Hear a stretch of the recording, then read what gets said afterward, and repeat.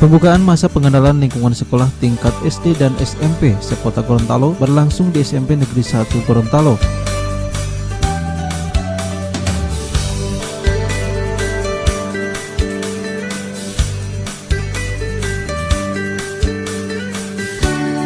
Sesuai dengan amanat Peraturan Menteri Pendidikan dan Kebudayaan Nomor 14 Tahun 2018, pelaksanaan penerimaan peserta didik baru atau PPDB online dimaksudkan untuk mewujudkan pemerataan pendidikan baik di satuan sekolah dasar maupun SMP, swasta, dan negeri.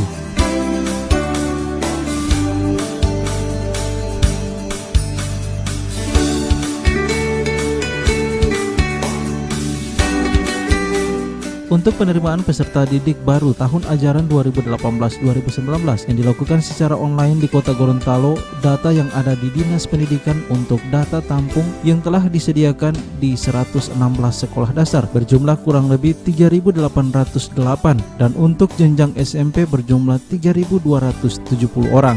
Sementara itu jumlah siswa pindah dari jenjang TK ke SD berjumlah 3.325 orang, jumlah tamatan SD berjumlah 3.372 orang, dan tamatan SMP berjumlah 3.142 orang. Ketika sekolah menengah tingkat atas masih berada dalam penyelenggaraan oleh pemerintah Kota Gorontalo, kita sudah menjalankan penerimaan peserta didik baru secara online di tingkat SMA dan SMK.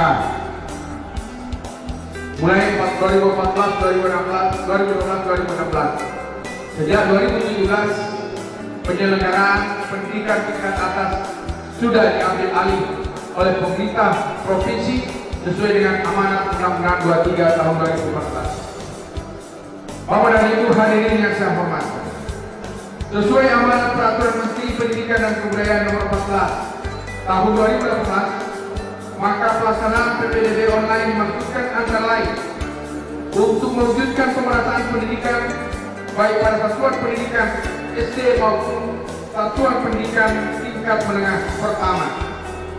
Semua satuan pendidikan baik sekolah negeri maupun sekolah swasta memiliki kesempatan yang sama dalam melakukan rekrutmen peserta didik baru.